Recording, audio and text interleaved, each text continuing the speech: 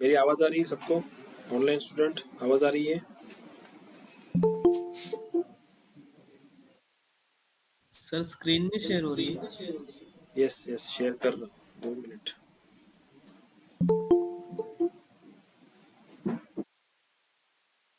अभी दिख रही screen? Yes sir. Okay. So last lecture में हमने इंपॉर्टेंट टॉपिक्स देखा था। केस वेन स्टेटमेंट देखा हमने, देन हमने एग्रीगेटेड फंक्शंस देखे, एंड नेक्स्ट टॉपिक जो हमारा था ग्रुप बाय एंड हैविंग, वो हमें देखना था, but due to some technical difficulty हम लेक्चर्स कंटिन्यू नहीं कर पाए, और रिकॉर्डिंग भी अवेलेबल नहीं है लास्ट लेक्चर की। तो हम केस वेन स्टेटमेंट जो है ये एक बार फिर से वापस से थोड़ा उसको एक रिवाइज करेंगे, then aggregated functions, and then we go for group by and having clause. Okay, so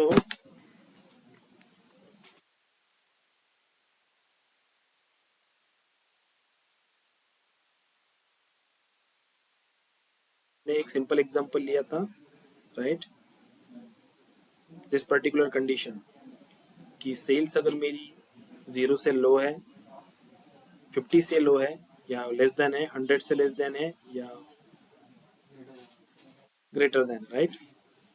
सो हमने एक कंडीशन वहां पे देखी कि अगर इस वे से मैं अगर कंडीशन पुट करता हूँ, तो केस वेन स्टेटमेंट जो है वो कैसे वर्क होता है? टॉप टू बॉटम वर्क होता है, राइट? जो आपकी कंडीशन फर्स्ट कंडीशन होगी उस कंडीशन को वो पहले चेक करेगा, देन वो नेक्स्ट कंडीशन को जाएगा। अगर सेल्स की वैल्यू फर्स्ट कंडीशन में ही सेटिस्फाइड हो रही है, देन आपको वो रॉन्ग रिजल्ट देगा। कैसे देगा? Let's create one thing again. So let's say select from orders,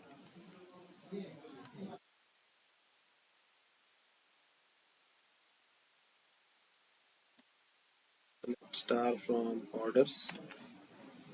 instead of stars मैं कुछ कॉलम्स ले रहा हूँ, right? So let's say customer ID, then let's say order ID, बाद में हमने लिया था सेल्स, देन प्रॉफिट। हमने एक कॉलम भी बनाया था, राइट? सेल्स बाय प्रॉफिट का कैसे बनाया था हमने? प्रॉफिट डिवाइडेड बाय सेल्स, इसको हमने एक Sales एलियास दिया divided था, by राइट? profit. नाम दिया था as Sales, ratio. so sales now divided next by profit हमें आएगा एक ना? कॉलम बनाना था। Hello, Sales divided by profit आएगा ना? हाँ ठीक है, वट एवर, मैं जस्ट एग्जाम्पल लिया, ठीक है, सेल्स डिवाइडेड बाय प्रॉफिट, ठीक है। नेक्स्ट हमें एक कॉलम बनाना था कि सेल्स की जो वैल्यूज है उसके बेसिस पे एक कंडीशन लगानी थी हमें, एंड हमें एक नया कॉलम चाहिए था जो हमें लो, हाई, एवरेज इस केस में आउटपुट दे। जैसे अगर सेल्स मेरी 0 से लो है तो मुझे वो लो सेल दे,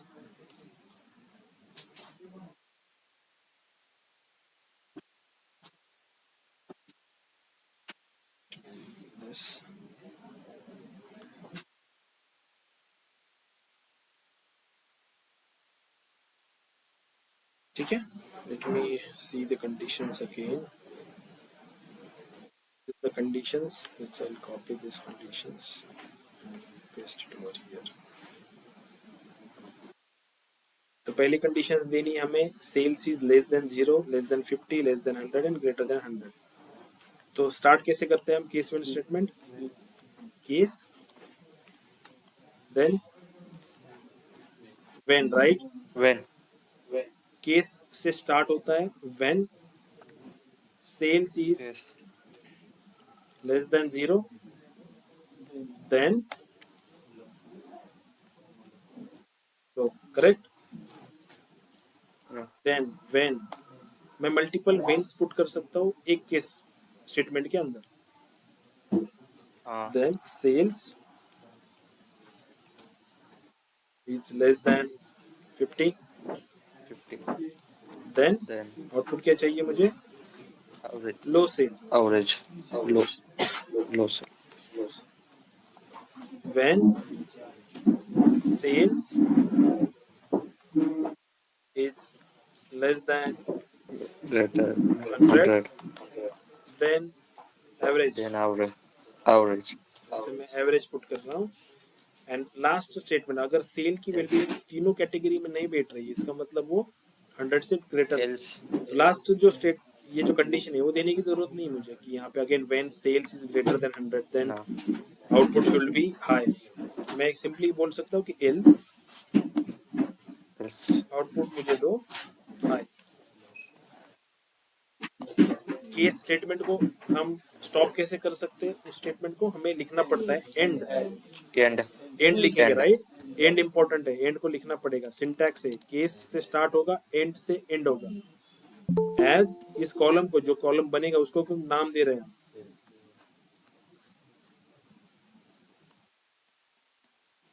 जैसे मैंने नाम इसको दिया है सेल्स की levels, sales level. profit level, profit, sales,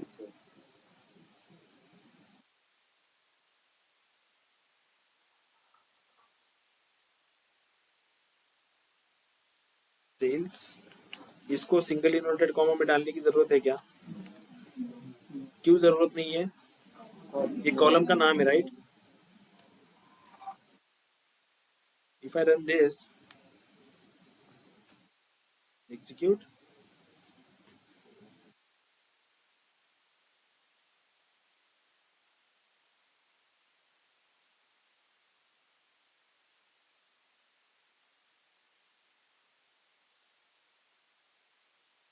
ये एरर क्यों आ रहा है? क्योंकि वो डिवाइडेड बाय 0 का एरर मुझे शूट कर रहा है। ठीक है, नाउ इस केस में एक नया कॉलम बन के आया जो मुझे प्रॉपरली आउटपुट दे रहा है। अभी कैसे दे रहा है कि 38.38 ये जो वैल्यू है इसके लिए मुझे लो सेल दे रहा है, जो यहाँ पे उसको मिल रही है कि वो 50 से लेस है राइट। देन लेट्स से 145 के लिए वो हाई दे रहा है जो 100 से ग्रेटर है। एवरीथिंग इज फाइन, बट अगर मैं ये जो कंडीशंस है, दिस वन कंडीशंस, व्हेन इसको मैं अगर ऊपर डालता हूँ यहाँ पे,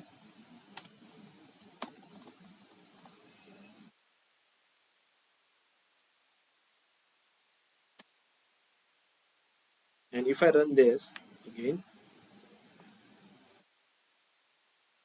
तो 38.38 इस पर्टिकुलर सेल के लिए, इस वैल्यू के लिए वो मुझे एवरेज देगा, क्योंकि वो फर्स्ट किस कंडीशन में ही सेटिस्फाइड हो रही है।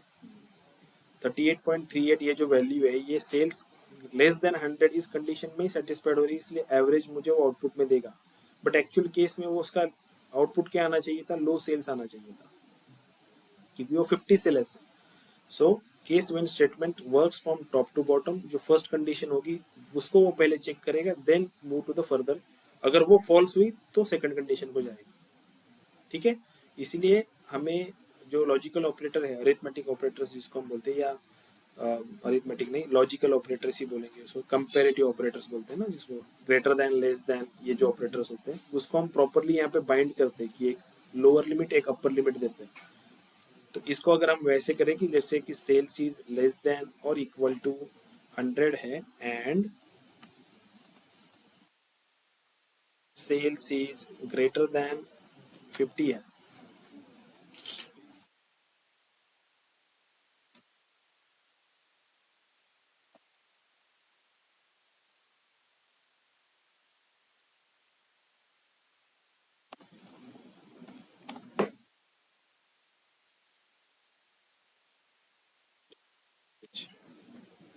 यहाँ पे मैंने उसको एक प्रॉपरली लिमिट दिया है कि 100 से अगर वो कम है एंड 50 से ज़्यादा है तभी वो चेक करेगा और आउटपुट देगा एवरेज। अगर मैंने इस केस में इसको रन किया तो नाउ वो 38.38 को लो सेल देगा, क्योंकि फर्स्ट कंडीशन जो है वो फर्स्ट कंडीशन उसमें सेटिस्फाइड नहीं हो पाएगी, इसलिए वो सेकंड कंडीशन को चेक करेगा। अगेन सेकंड कंडीशन भी सेटिस्फाइड नहीं हो पाएगी क्योंकि सेल इज 38.38 जो ग्रेटर है 0 से। तो ये थर्ड वाली जो कंडीशन है वो सेटिस्फाइड होगी, तो आउटपुट मुझे अभी सही मिलेगा। ठीक है, अंडरस्टैंड होगा केस व्हेन स्टेटमेंट सबको? नेक्स्ट पार्ट हमने पढ़ा था कि कुछ एग्रीगेटेड फंक्शंस थे हमें जो हमने देखे थे। एग्रीगेशन फंक्शंस में हमने देखा था sum, mean, max, count, then average.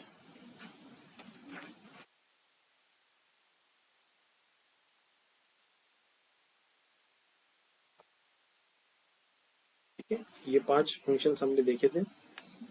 इसको लिखना हो तो मैं कैसे लिख सकता हूँ? Let's say select some,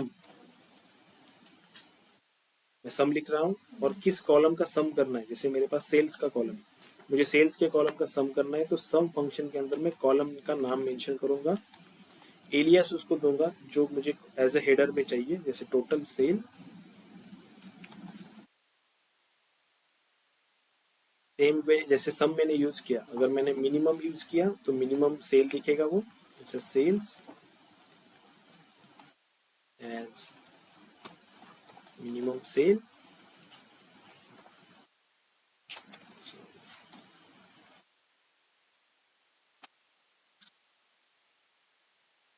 sales as max sales, count star as total orders.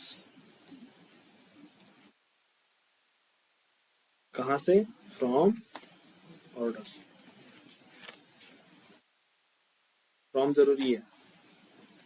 इसको रन करेंगे तो हमें 5 कॉलम मिलेंगे, 4 कॉलम वटेवर हमने क्रिएट किए। एक में वो टोटल सेल दिखाएगा, उस पर्टिकुलर कॉलम की थ्रू आउट सेल को वो आपको सम करके देगा। मिनिमम सेल मतलब उस सेल की कॉलम में से जो सबसे मिनिमम सेल की वैल्यू है वो आउटपुट में देगा आपको ये। मैक्सिमम मतलब मैक्सिमम वैल्यू उस कॉलम के अंदर की, एंड टोटल ऑर्डर्स मतलब उस टेबल के अंदर कितने रोज है उन रोज को वो काउंट करेगा। ठीक है। अभी नेक्स्ट एग्जांपल हमने देखा था कि अगर दिस इज फाइन कि हम यहाँ पे ये जो वैल्यूज निकाल रहे हैं, ये वैल्यूज हम एक ओवरऑल उस ऑर्डर टेबल्स के लिए निकाल रहे हैं, लेकिन मुझे जो कैटेगरीज है कैटेगरी वाइज सेल देखना है। जो एग्रीगेशन है वो मुझे किसी फील्ड्स के बेसिस पे करना है, कैटेगरी वाइज, सब कैटेगरी वाइज, ऐसे मुझे एनालिसिस करना है सेल्स को, तो मुझे यूज करने पड़ेंगे group by and having clause. ठीक है। यहाँ पे एक चीज और, ये जो काउंट स्टार मैंने लिखा हुआ है, ये ब्रैकेट के अंदर आप कॉलम का नाम दे सकते हो। जैसे फॉर एग्जांपल हमारे पास कस्टमर आईडी है, अगर मुझे नंबर ऑफ कस्टमर्स का काउंट लेना है कि मेरे पास कितने कस्टमर्स हैं, तो मैं ऐसे लिख सकता हूँ कि select count customer ID as customer count from orders. ये क्या करेगा? मुझे कस्टमर आईडी का काउंट देगा। अगर मैंने इसको किया तो 9994 काउंट आएगा, ये रोज को काउंट करेगा।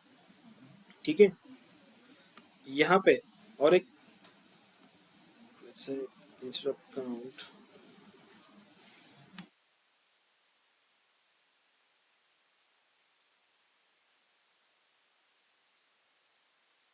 select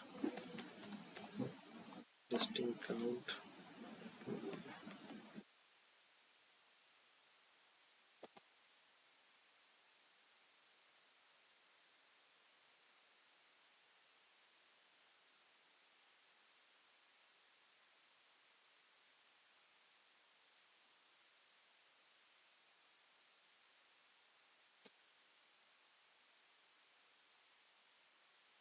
अगर मैं इसको रन करता हूँ, स्टिल वी गॉट 9994। तो इसका मतलब distinct. Okay, will see there. So basically count function क्या कर रहा है? आपकी उस रोज को काउंट कर रहा है, नंबर ऑफ रोज को। लेकिन अगर मेरी उस रो में नल वैल्यूज है, तो वो नल को ये काउंट काउंट करेगा कि नहीं करेगा? Right. Let's say for example Excel में मेरे पास यहाँ पे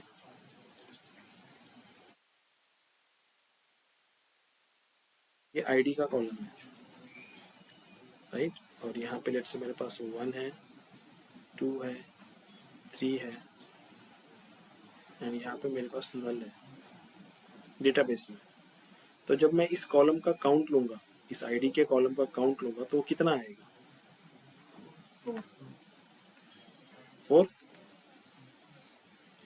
वो काउंट आएगा 3, क्योंकि एग्रीगेशन आएगा। फंक्शंस डजंट काउंट नल। नल को वो काउंट नहीं करते, कंसिडर नहीं करते काउंटिंग में, या इवन समेशंस में आप अगर सम भी करो तो नल्स के अंदर कुछ वैल्यू नहीं होती है, ठीक है। बस डेटाबेस उसको एम्प्टी दिखाने से अच्छा वहां पे वो नल मेंशन करके दे देता है आपको। तो नल्स के अंदर कोई वैल्यू नहीं होती, इसलिए कोई भी एग्रीगेशन फंक्शंस नल को काउंट नहीं करता या कंसिडर नहीं करता। सेम वे अगर आप काउंट करते हो तो काउंट इसका 3 आएगा आपको, ना कि 4 आएगा, ठीक है। लेट्स से मैं यहाँ पे कुछ अपडेट्स कर रहा हूँ। हमारा जो ऑर्डर्स का टेबल है इसमें कुछ अपडेट करते हैं। Let's say select star from orders. मुझे इसको असेंडिंग देखना है base upon row ID, so हम ऑर्डर बाय यूज कर सकते हैं, right. Order by row ID ascending. Ascending लिखने की जरूरत है क्या?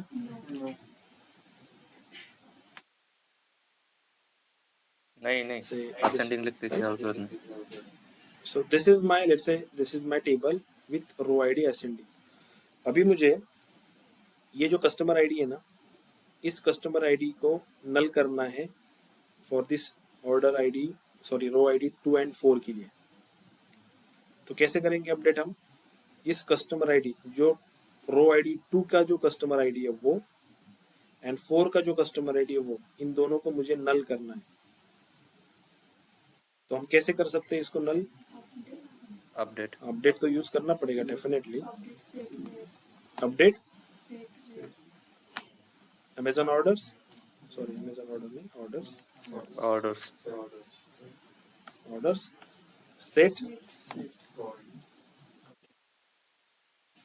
Customer ID is equal to null. Where नहीं, आप कोई टेक्स्ट पास नहीं कर रहे हो, आप एक नल वैल्यू पास कर रहे हो, सो नल ऐसे ही पास होगा, क्योंकि नल के अंदर कोई वैल्यू ही नहीं है ना, तो कौन सी डेटा टाइप आप उसको डालोगे? हम सिंगल इन्वर्टेड कॉमा वेरकेयर या डेट डेटा टाइप को देते हैं, राइट। कोई भी वैल्यू हमें अपडेट करनी होती है तो, बट नल पास कर रहे हैं तो नल में तो कोई वैल्यू ही नहीं है, तो हमें कैसे पता कि कौन सा डेटा टाइप उसको देना है?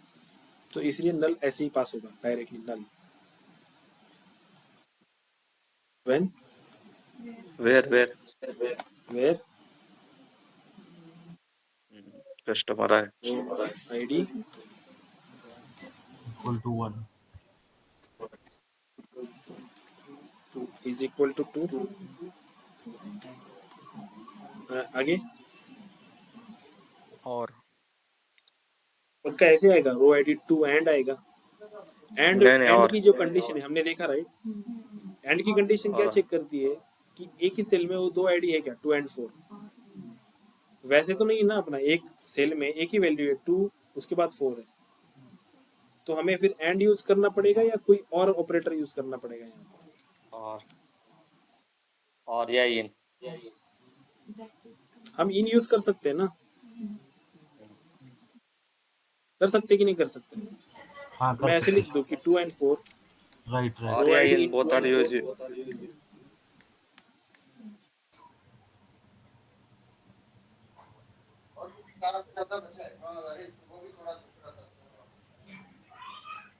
इसको update, okay fine. 2 rows affected, let's say मैं सेलेक्ट स्टार फ्रॉम ऑर्डर्स। ये देखो ये नल दिख रहा है यहाँ पे मुझे भी, राइट। कस्टमर आईडी 2 नल हुए। पहले कस्टमर आईडी का काउंट कितना था? 994, राइट। अभी कस्टमर आईडी का काउंट लेते हैं वापस, या this command you will again run. कितना हुआ? 992। इसका मतलब नल को वो काउंट नहीं करता। पहले था 994, अभी हुआ 992। तो नल अगर आपकी सिस्टम में रहेंगे, डेटा में रहेंगे, म्यूट पे जाओ,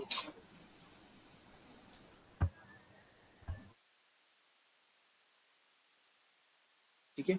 तो नल काउंट नहीं होता, या कोई भी एग्रीगेशन फंक्शंस नल के ऊपर परफॉर्म नहीं होता, वो कंसिडर नहीं किया जाता डेटा के अंदर, या जो भी आप क्यूरी लिखते हो उसके अंदर।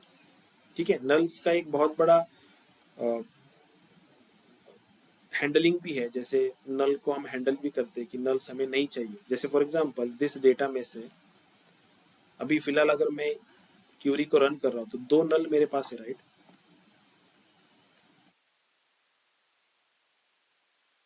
इस क्यूरी को अगर मैं रन करूँ तो 2 नल मेरे पास है।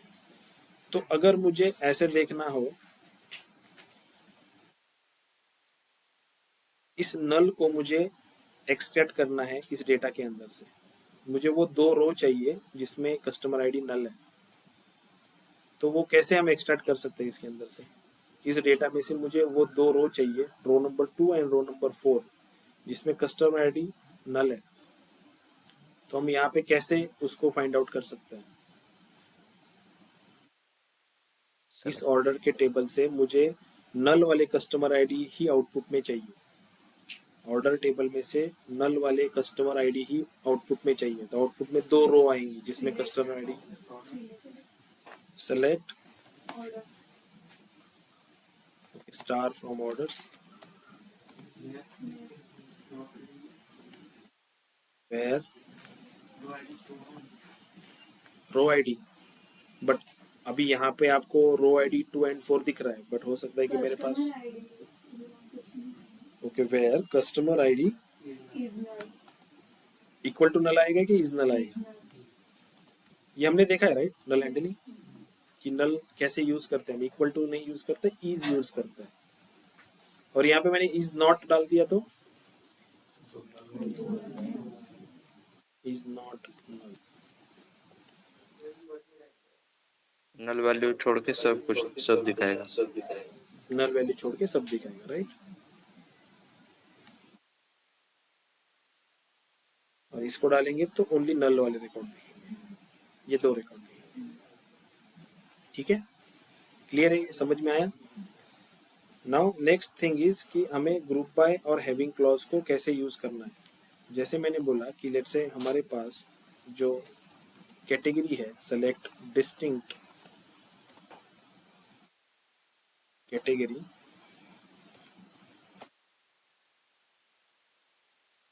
फ्रॉम ऑर्डर्स,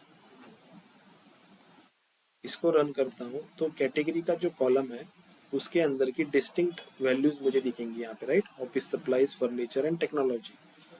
तो मुझे ऐसे इंडिविजुअली देखना है कि ऑफिस सप्लाईज का सेल कितना है, फर्नीचर का सेल कितना है एंड टेक्नोलॉजी का सेल कितना है। तो ये अगर मुझे देखना रहेगा तो कल हमने एक एग्जांपल भी इसमें लिया था कि लेट्स से मेरे पास प्रोडक्ट है एंड उसका सेल है,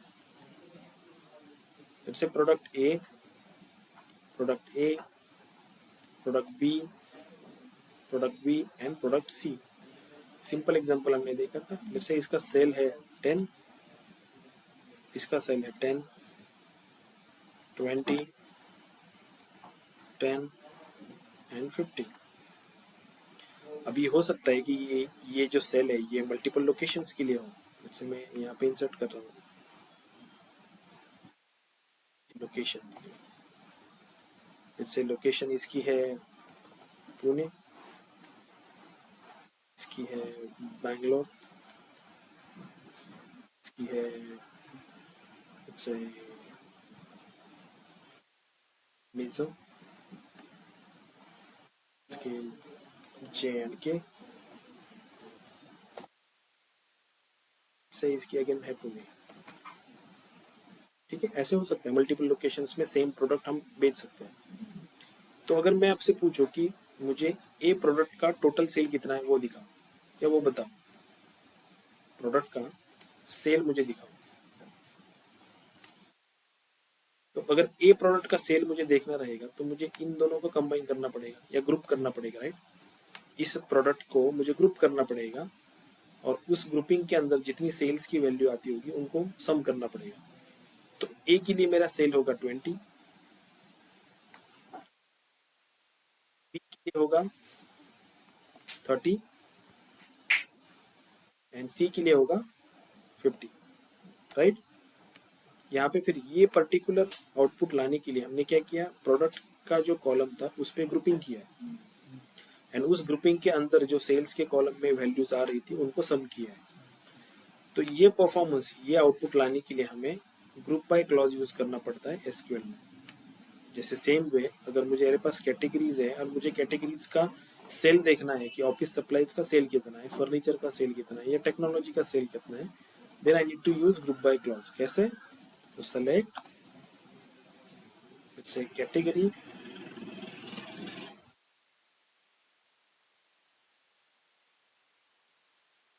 कैटेगरी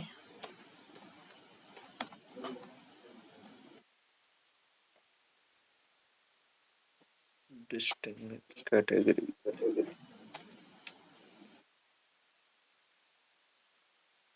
अब पहले टेबल का नाम दे दो फ्रॉम ऑर्डर्स, देन सेलेक्ट के आगे अपने आप वो कैटेगरी के नाम आ जाएंगे।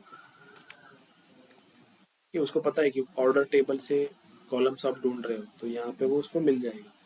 तो सेलेक्ट कैटेगरी, देन कैटेगरी के बाद मुझे एग्रीगेशंस देना पड़ेगा कि मुझे क्या करना है, राइट। तो सम का जो फंक्शन है वो यूज करना है मुझे सेल्स के कॉलम पे, क्योंकि I am interested to calculate category wise sale. तो कैटेगरी कॉलम आएगा, देन सम आएगा sales as total sales,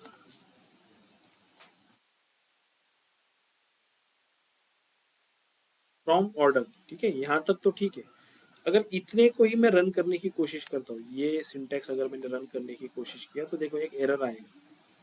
columns orders dot category, ये जो कॉलम है is invalid in the select list because it is not content in either an aggregated functions और the group by clause. इसका मतलब जब आप कोई कॉलम्स के नाम यहाँ पे मेंशन करते हो बिफोर द एग्रीगेशन फंक्शंस, तो आपको वो सारे के सारे कॉलम्स लेने पड़ेंगे ग्रुप बाय क्लॉज में। तो ग्रुप बाय क्लॉज कहाँ पे लगता है? ये फ्रॉम के बाद लगेगा, यहाँ पे लगेगा ग्रुप बाय।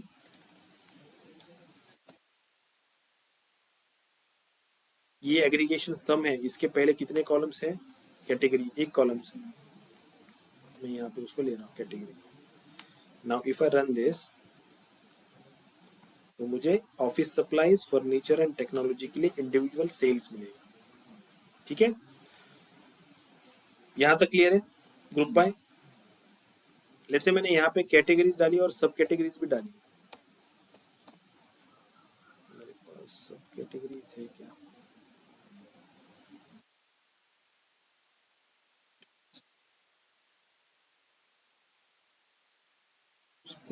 मैं सब कैटेगरीज ढूंढ रहा हूँ।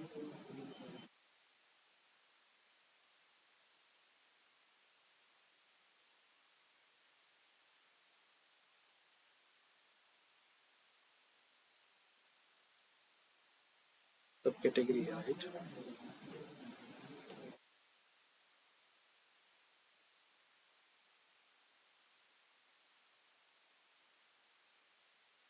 यहाँ पे मैंने लिखा सब अंडरस्कोर कैटेगरी। मैंने दो कॉलम पास किए हैं, category and sub category, right. तो यहाँ पे अगर मैंने एक ही कॉलम दिया है, देखो लेट्स से यहाँ पे मैंने कैटेगरी लिखा है एंड सब कैटेगरी लिखा है, एग्रीगेशन फंक्शन के पहले दो कॉलम्स दिए, और ग्रुप बाय में मैंने एक ही कॉलम डाला है कैटेगरी। अगर मैं इसको रन करने की कोशिश करूँ तो मुझे क्या एरर देगा? सी कि सब कैटेगरी का ये जो कॉलम है ये आपके ग्रुप बाय क्लॉज में नहीं है, इसलिए वो रन नहीं होगा। इसलिए आपको ये भी कॉलम यहाँ पे लेना पड़ेगा। अभी जो आउटपुट आपको शो करेगा वो क्या शो करेगा? कैटेगरी एंड सब कैटेगरी, इनका कंबाइनली जो रिजल्ट होगा उसके रिगार्डिंग आउटपुट शो करेगा ये। ठीक है, मैंने सब कैटेगरी भी डाल दिया। नाउ आई रन दिस, तो ऑफिस सप्लाईज आर्ट, इसके लिए ये सेल है। देन ऑफिस सप्लाईज फास्टनर्स, इसके लिए सेल है। मतलब एक कैटेगरी और उसकी सारी की सारी सब कैटेगरी, उसके लिए अलग से सेल आएगा। देन सेकंड कैटेगरी एंड उसकी सब कैटेगरी, उसके लिए सेल आएगा। थर्ड कैटेगरी एंड उसकी सब कैटेगरी, इसके लिए सेल आएगा। ठीक है, अंडरस्टैंड हो रहा है? थोड़ा बाउंस हो रहा है। बाउंस हो रहा है? थोड़ा सा। ओके, मी फाइंड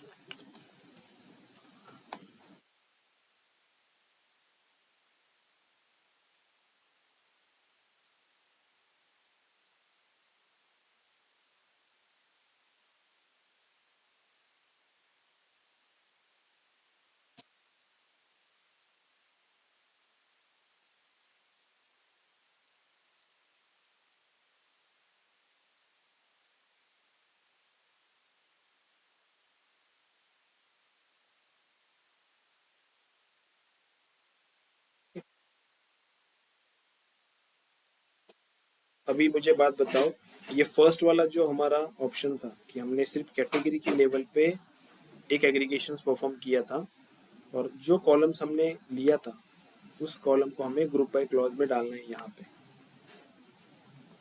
ठीक है। Let me open this execution, order of execution, then we discuss on this more.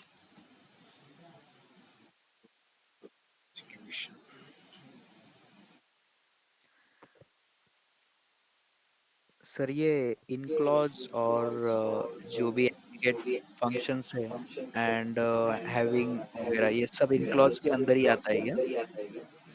Yes, ये देखो clause, from, where, group by, having, select, order by, limit, ये सारे क्लॉज है। तो ओके ये जो अभी हमने जो रन की query, select category, then sum of sales as a total sales from orders group by category, right.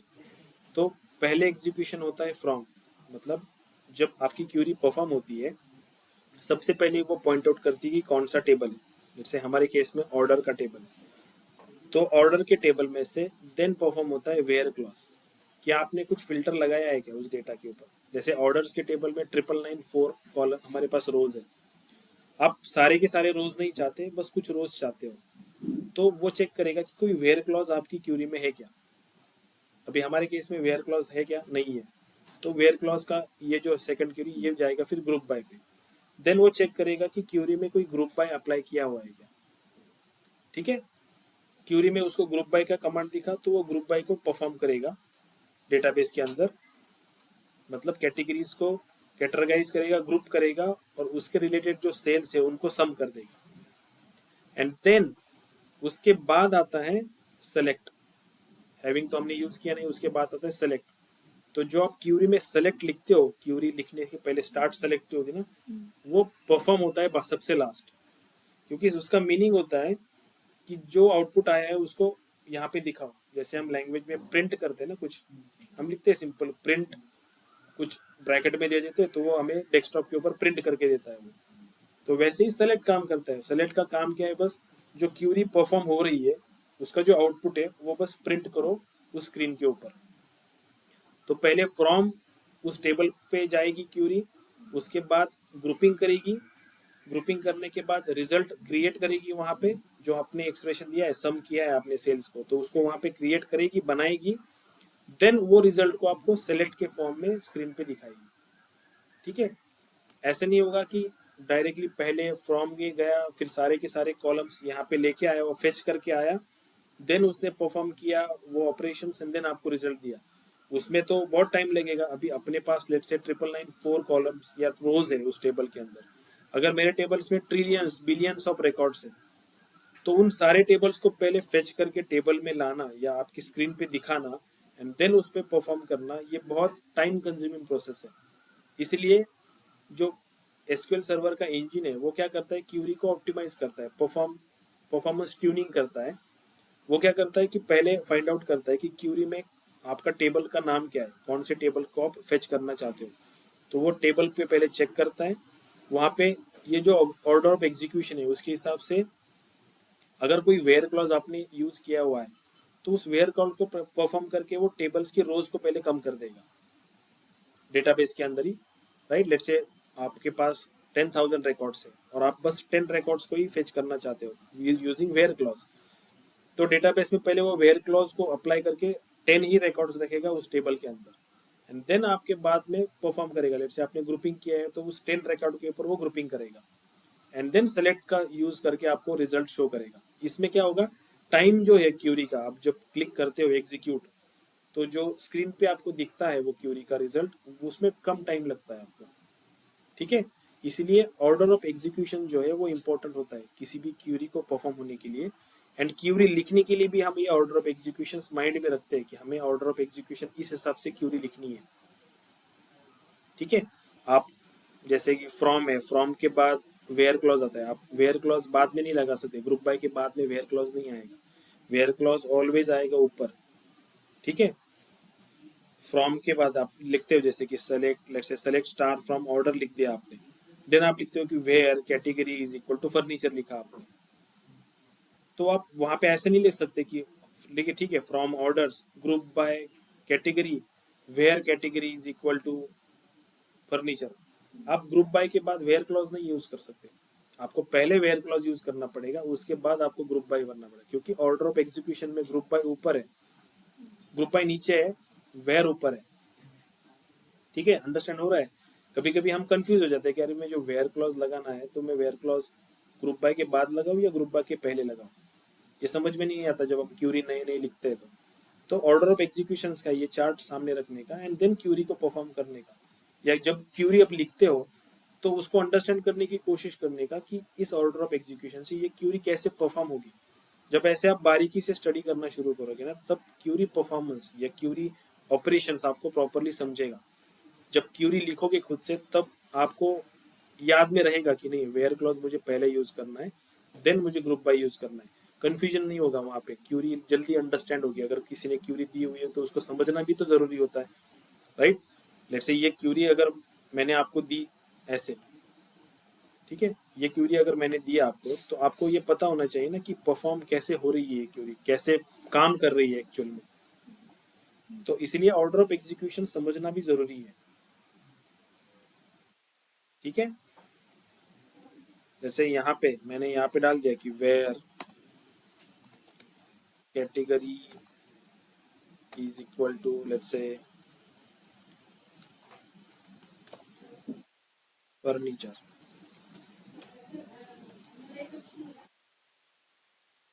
ऐसे मैंने डाल दिया, तो पहले तो यहाँ पे देखो इनकरेक्ट सिंटैक्स दिखाएगा आपको। इसको अगर मैंने रन किया तो क्या बोलेगा, incorrect syntax near keyword where. आपको लिखने नहीं देगा क्यूरी, एरर ही शूट करेगा, क्योंकि एग्जीक्यूशन के हिसाब से ये जो है ये कहाँ आना चाहिए, ये यहाँ आना चाहिए नीचे ग्रुप बाय के पहले।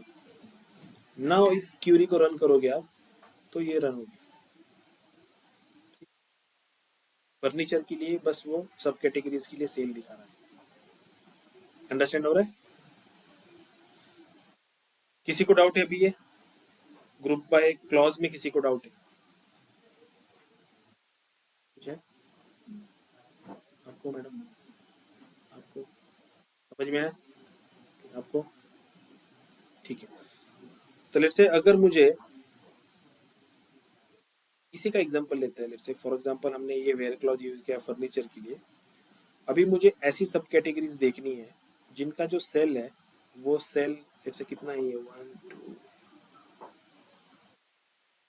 कुछ 3,28,449 है, राइट? Lowest value. तो मुझे ऐसा सेल देखने हैं सब कैटेगरी, ये जो आउटपुट आ रही है, जो टोटल सेल्स आ रहा है जिसकी वैल्यू है लेट्स से 10 लाख के ऊपर। समझ रहे हो कि ये जो टोटल सेल्स की जो आउटपुट आ रही है ना, इसमें मुझे ऐसे ही रिजल्ट देखना है जिसकी टोटल सेल की वैल्यू 10 लाख से ऊपर हो। तो अगर देखा जाए तो कितनी वैल्यू यहाँ पे रहेगी, मेरे ख्याल से ये एक रहेगी, ये एक रहेगी, राइट?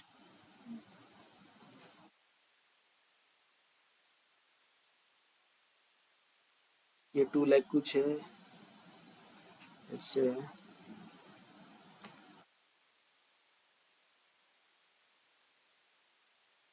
ऑर्डर बाय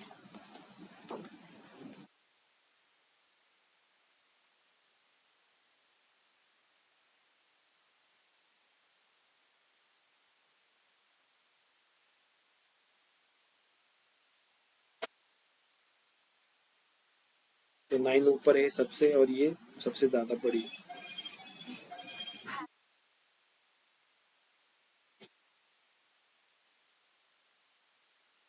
ठीक है, तो मेरा कहने का ये क्वेश्चन है कि ऐसे टोटल सेल्स जिसकी वैल्यू 10 लाख या उससे ज्यादा हो, ऐसे ही मुझे आउटपुट में चाहिए यहाँ पे। तो उसके लिए हमें वेयर क्लॉज तो नहीं यूज कर सकते ना, ऐसे कर सकते क्या वेयर, क्योंकि हमें पता है कि वेयर क्लॉज ग्रुप बाय के नीचे नहीं आएगा, ग्रुप बाय के ऊपर आएगा। और यहाँ पे आप वो टोटल सेल्स का कॉलम यूज कर सकते हो क्या? ये आप ऐसे लिख सकते हो क्या कि वेयर टोटल सेल, ऐसे लिख सकते हो यहाँ पे। जैसे ये वेयर क्लॉज मैंने निकाल दिया, यहाँ पे मैंने लिखा है ऐसे टोटल सेल कुछ कहा गया, total sale is greater then let's say 5 lakh,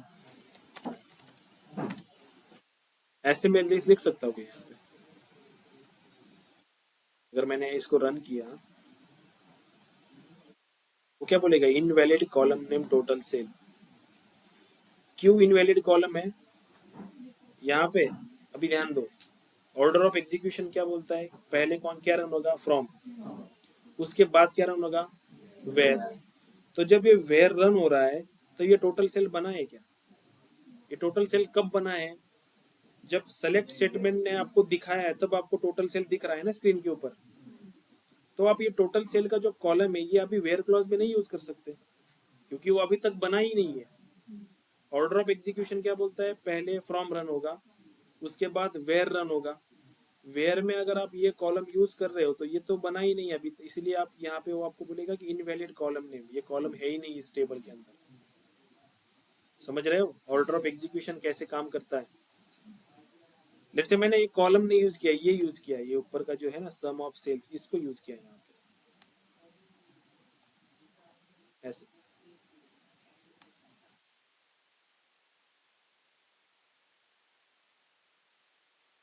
An aggregated may not be appear in where clause, where clause के अंदर आप aggregated functions यूज नहीं कर सकते, ये रूल्स है एसक्यूएल के रूल्स है। आप वेयर क्लॉज के अंदर एग्रीगेटेड फंक्शंस यूज नहीं कर सकते, वेयर क्लॉज के अंदर एग्रीगेटेड जो फंक्शंस है उसका कॉलम नाम का आप यूज नहीं कर सकते। वेयर क्लॉज किस लिए है, आपके पास एग्जिस्टिंग कॉलम है, उन कॉलम्स के ऊपर कुछ फिल्ट्रेशन आपको लगाना है तो आप उस कॉलम को और उस वैल्यू को ले सकते हो। जैसे कि category is equal to furniture, category का कॉलम हमारे पास है तो हम उस कैटेगरी कॉलम के ऊपर फर्नीचर उसके अंदर की वैल्यू का फिल्टर लगा सकते हैं। That's what where clause, existing column and fields को यूज करने के लिए वेयर क्लॉज है।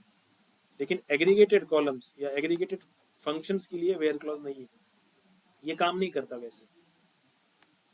तो इसके लिए क्लॉज है हैविंग क्लॉज, ठीक है। तो हमें क्या करना पड़ता है फिर, हैविंग क्लॉज यूज करना है हमें। लेट्स से यहाँ पे ये हमारा आउटकम है, मैं टेबल को वापस आपके सामने ला रहा हूँ। This is what our tables, group by category and sub category के बेसिस पे हमारा मोटिव है ऐसे टोटल सेल्स को फाइंड आउट करना जिसकी वैल्यू 5 लाख से ज्यादा है। तो हमें यहाँ पे हैविंग क्लॉज यूज करना पड़ेगा after group by. Having clause always comes after group by, group by के बाद आप हैविंग क्लॉज यूज कर सकते हो। हैविंग क्लॉज में आप एग्रीगेटेड कॉलम्स या फंक्शंस यूज कर सकते हो।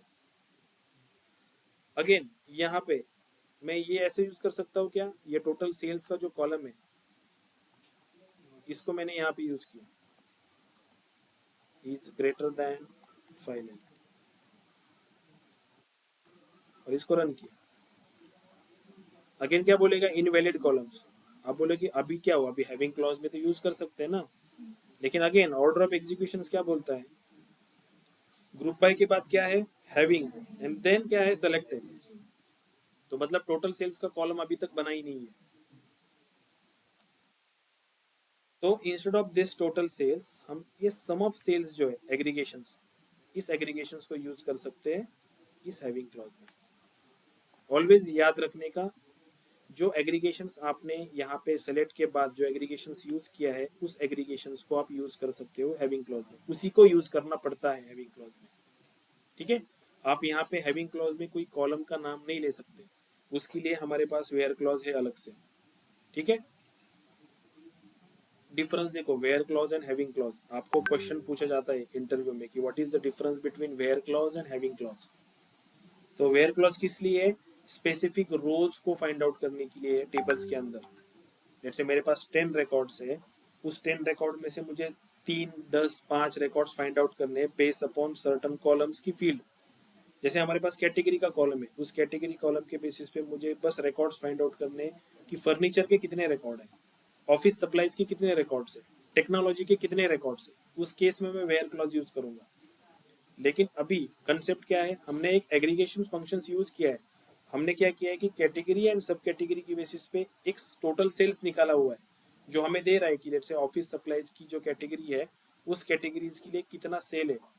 कैटेगरी सब कैटेगरी इन दोनों को कंबाइन करके ग्रुप करके एक सेल की वैल्यू हमें मिली है, हमारा मोटिव है कि ऐसे टोटल सेल्स फाइंड आउट करना, ऐसी कैटेगरीज एंड सब कैटेगरीज फाइंड आउट करना जिनका टोटल सेल 5 लाख से ऊपर है।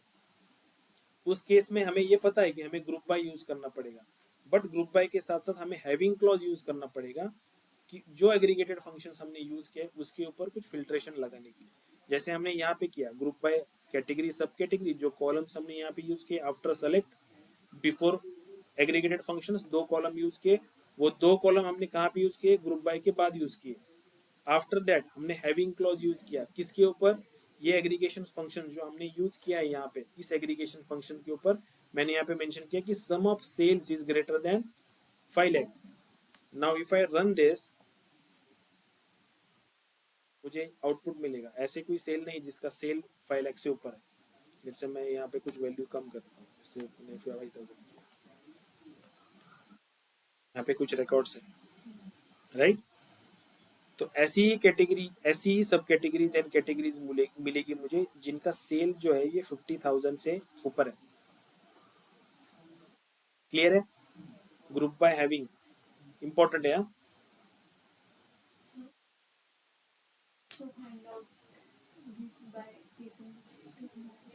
हाउ इस वन से आप कैसे फाइंड आउट करेंगे, मतलब कुछ तो लॉजिक होगा आपके दिमाग में, वो बताओ मुझे, मैं वो बोल रहा हूँ। Which column name?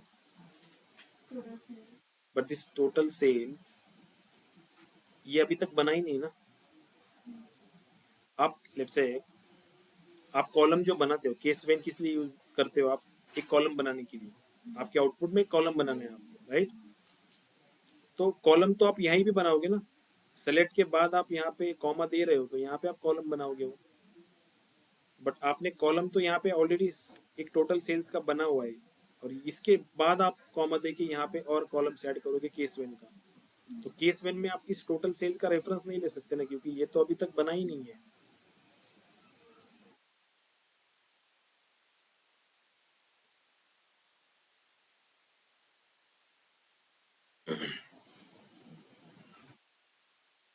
Case when का एक एडवांस ऑप्शन है, केस वेन्स यूजिंग एग्रीगेशंस। तो जब अपन विंडोज फंक्शंस पढ़ेंगे तब मैं आपको उसका एक एग्जांपल बताऊंगा कि केस वेन हम एग्रीगेशंस के लिए भी यूज कर सकते हैं, ठीक है। और आपकी असाइनमेंट्स में भी है, मैंने असाइनमेंट नहीं दिया ना आप लोगों को?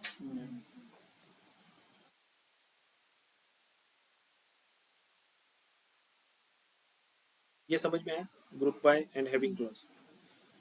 क्वेश्चन 2 टाइप के पूछेंगे, what is the difference between where clause, having clause, what is the difference between order by, group by. दोनों में बाय है इसीलिए आप कंफ्यूज हो जाते हैं, ऑर्डर बाय, ग्रुप बाय, क्या डिफरेंस है दोनों में, order by and group by में क्या डिफरेंस है। ऑर्डर बाय किस लिए यूज किया जाता है, ऑर्डर बाय सॉर्टिंग के लिए यूज जाता है, राइट। टेबल्स को आपको सॉर्ट करना है, असेंडिंग डिसेंडिंग, उसके लिए आप ऑर्डर बाय यूज करते हैं। ग्रुप बाय किस लिए यूज किया जाता है, आपको एग्रीगेशन फंक्शंस यूज करने हैं और कॉलम्स को या कैटेगरीज को ग्रुप करना है, उस टाइम पे आप ग्रुप बाय यूज करते हो। Where clause and having clause में क्या डिफरेंस है, वेयर क्लॉज किस लिए यूज होता है, रोज फिल्ट्रेशन के लिए, आपको टेबल्स के अंदर के रोज फिल्टर करना है तो आप वेयर क्लॉज यूज करते हैं। लेकिन हैविंग क्लॉज किस लिए यूज कर सकते हो, एग्रीगेटेड फंक्शंस के ऊपर आपको फिल्ट्रेशन करना है तो आप हैविंग क्लॉज यूज करते हो। वेयर क्लॉज किसके साथ आता है, where clause always comes after the from, right, from के बाद वेयर क्लॉज रन होता है।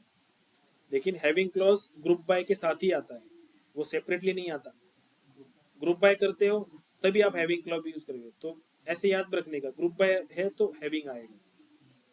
आप मतलब जरूरी नहीं है कि आप हैविंग यूज करो ग्रुप बाय के बाद, लेकिन अगर आपको करना है हैविंग क्लॉज यूज तो ग्रुप बाय में जो एग्रीगेशन फंक्शंस आपने यूज किया है उस क्यूरी के अंदर, वो आपको हैविंग क्लॉज में लेने पड़ेंगे, जैसे हमने इस केस में सम लिया है, ठीक है। समझ में आ रहा है ना, या ऊपर से जा रहा है? ऑनलाइन स्टूडेंट, ये कंसेप्ट समझ में आ रही है कि नहीं आ रही है? मैं बार बार ऑर्डर ऑफ एग्जीक्यूशन आपको क्यों दिखा रहा हूँ, इसको सामने रख के ही हमें क्यूरी लिखनी पड़ती है या बनानी पड़ती है। मैंने अलग अलग यूज केस भी आपको दिखाए कि एग्रीगेशन फंक्शंस का जो हमने कॉलम बनाया है, जब सेलेक्ट स्टेटमेंट रन होगा तभी वो कॉलम बन के सामने आएगा। इसलिए उस कॉलम का रेफरेंस आप नहीं ले सकते वेयर क्लॉज में या आपके हैविंग क्लॉज में। लेकिन हैविंग क्लॉज किस लिए होता है? एग्रीगेटेड फंक्शंस को आप वहां पे फिल्टर कर सकते हो, इसलिए आप हैविंग क्लॉज वहां पे सम ऑफ सेल्स का जो एग्रीगेशन फंक्शन है आपका वो यूज कर सकते हो फिल्ट्रेशन के लिए। टोटल सेल का कॉलम यूज नहीं कर सकते। उसी एग्रीगेशन को आपने टोटल सेल का नाम दिया हुआ है, सेम ही है, लेकिन टोटल सेल्स का कॉलम अभी तक बन के सामने आया ही नहीं, क्यूरी आपकी वहां तक पहुंची ही नहीं अभी तक। सेलेक्ट तो बाद में सबसे लास्ट रन होगा प्रिंट करने के लिए, और जब प्रिंट होगा तब टोटल सेल का कॉलम बन के सामने आएगा। इसके लिए जब जैसे जैसे हम फंक्शंस आगे पढ़ते जाएंगे ना, एक टाइम आएगा सोफिस्टिकेटेड, तो आप सोचोगे कि हम ये इतने डिफिकल्ट वे में क्यों कर रहे थे, इतना सिंपल वे तो सामने था, फिर हम ये डिफिकल्ट वे में क्यों कर रहे थे ऐसा। ये क्यों कर रहे हैं हम? क्योंकि क्यूरी एग्जीक्यूशन हमें समझ में आए, ऑर्डर ऑफ एग्जीक्यूशन हमें समझ में आए, इसलिए हम ये सब पहले इतनी डिफिकल्टी लेवल से पढ़ रहे हैं। ठीक है, बाद में इसके लिए बहुत इजीएस्ट वे है। अभी जिस क्यूरी को लिखने के लिए आपको 4-5 लाइन जा रही है, वो एक एक लाइन में भी आपको परफॉर्म होगी फंक्शंस को यूज करके। लेकिन ये जो सिंपल फंक्शंस है ये क्यूरी का बेस होते हैं, राइट? ये हर क्यूरी का बेस होते हैं, तो बेस हमें पक्का करना है, तभी हम एडवांस क्यूरीज जो है वो लिख पाएंगे, वो समझ पाएंगे, क्योंकि बेस समझना जरूरी है कि क्या हो रहा है बैकएंड में। ठीक है,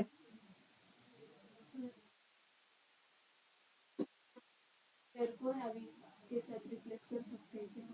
नहीं मैंने वो दिखाया ना आपको कि लेट्स से यहाँ पे वेयर क्लॉज कब यूज होता है, हम यहाँ पे फ्रॉम के बाद वेयर क्लॉज को यूज करते हैं, राइट?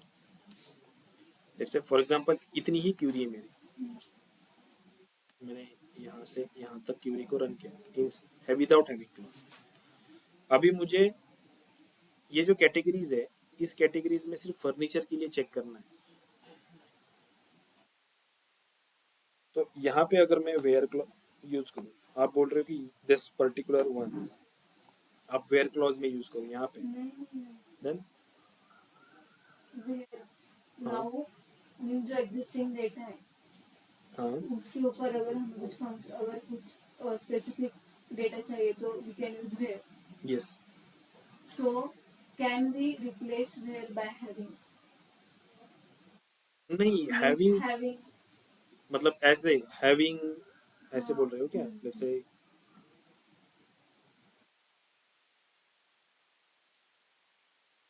यहाँ पे having category is equal to ऐसे having category, let's say having category is equal to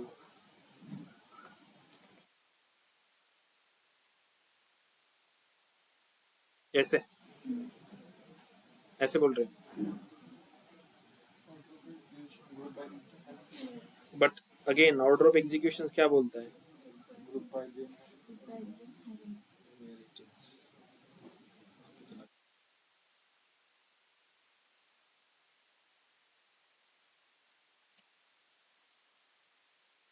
having कब रन होता है? ग्रुप बाय के बाद रन होता है ना, तो इसको ऊपर नहीं ले सकते, इसको ग्रुप बाय के बाद ही यूज करना पड़ेगा।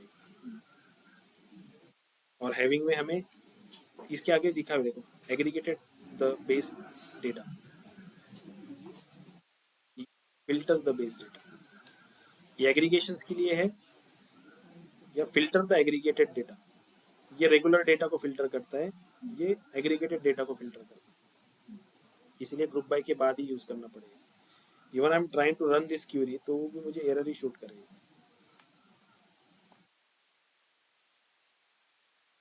इनकरेक्ट सिंटैक्स नियर ग्रुप, क्योंकि ये ग्रुप के पहले हैविंग आया है, तो यहाँ पे मुझे वेयर ही यूज करना पड़ेगा।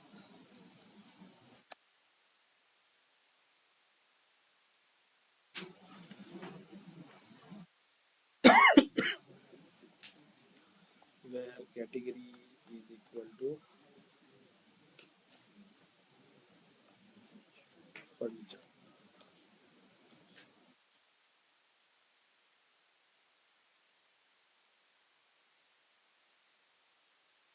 Will be run from. ठीक है, किसी को कुछ डाउट है इसमें?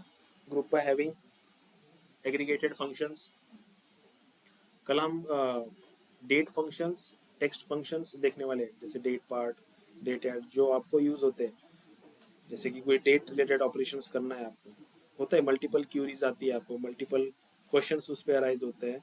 इंटरव्यू में भी कुछ सिनेरियो बेस्ड क्वेश्चंस भी आपको दिए जाते हैं डेट के कॉलम्स के बेसिस पे। तो उन सारों को सॉल्व करने के लिए हमें डेट फंक्शंस पता होने चाहिए कि कौन से इंपॉर्टेंट डेट फंक्शंस है। देन टेक्स्ट फंक्शंस भी कुछ ज़रूरी होते हैं, वो भी हम देखेंगे। देन उसके बाद हम we move towards unions and then afterward joins. Okay, so we will cover all the important aspects that are useful or very important in terms of SQL. हम कुछ भी छोड़ने वाले नहीं है, importance ही लेंगे हम, but mainly we focus towards subquery and CTs that are most important in terms of data analysis. Store procedures जो होती है वो store procedures mostly यूज होती है वेब डेवलपमेंट एंड एप्लीकेशन के बेसिस पे, तो उसको हम बस टच करेंगे, अंडरस्टैंड करके लेंगे कि how we create store procedures, but उसमें डीप में नहीं जाएंगे। We are more focus towards recursive CTEs and sub queries जो हमें यूज होती है मोस्टली डेटा एनालिसिस के लिए, क्योंकि हमारा काम है डेटा को रिट्राइव करना, राइट। डेटा में मैनिपुलेशंस एंड वेब एप्लीकेशंस उस पार्ट में हम नहीं जा रहे, we focus towards only the data analysis, that's why we more focus towards CTEs and sub curies.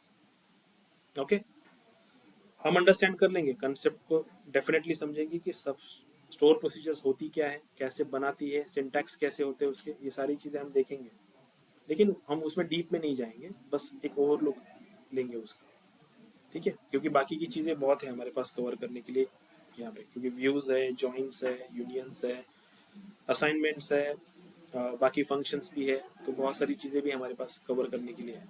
इसलिए स्टोर प्रोसीजर्स हम थोड़ा साइड में रखेंगे, इंट्रोडक्टर ही लेंगे स्टोर प्रोसीजर्स। ओके, क्लियर है, ठीक है। फिर अपन मिलते हैं कल 6:30।